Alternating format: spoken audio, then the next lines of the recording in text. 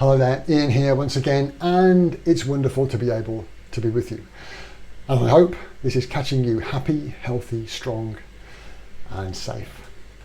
Today, I'd like to share a few thoughts on the difference between scaling and growing. Scale implies a balance. It implies that we're achieving our results in a sustainable fashion. Growth, on the other hand, if growth is all we want, if we're not careful, we might be leaving a trail of destruction behind us and generally find that those results, while good in the short term, might not be sustainable over a longer period.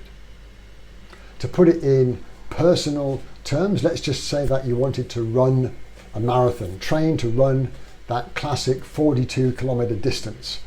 Well, there are training regimes that you can follow, and you may be able to achieve that.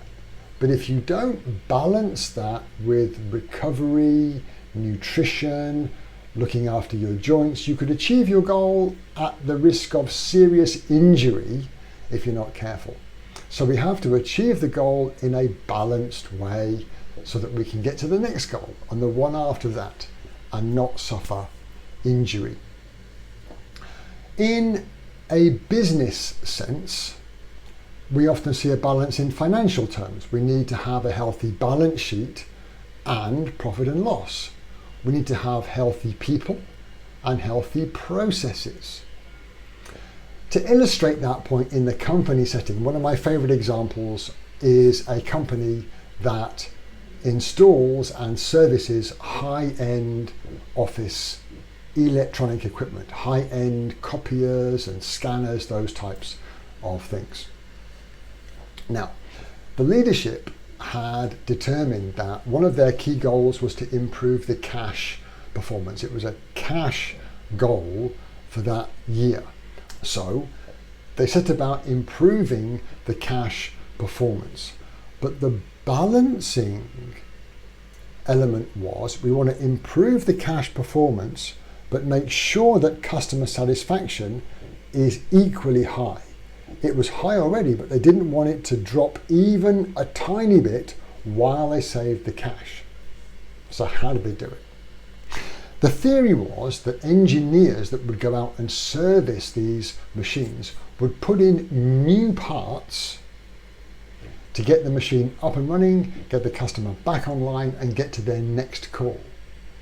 The net effect was, of course, more cash was being burned in putting new parts in. So, what can they do? The first thing to do was to educate the people on how much these parts cost. It's quite surprising how many people in companies don't know how much stuff costs, how much consumables cost, how much, what expenses are being incurred as they do their job. So the first thing was education. The second thing was processes. What can be done to service a machine without using a new part to achieve the same result? And how can they do that without affecting the callback ratio?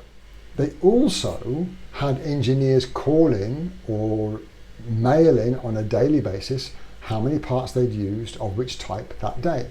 And then once a week, get the engineers together and have a discussion early in the morning when they filled the trucks up with parts, have a discussion on how much had been used in parts that week without judgment to just get the discussion going.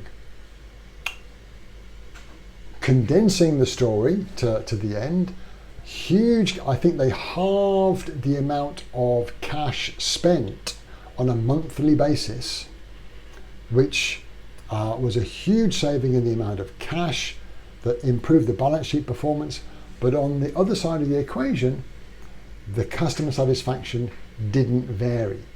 They were able to meet their service targets, get the customers back up and running without affecting the callback frequency, the callback ratio.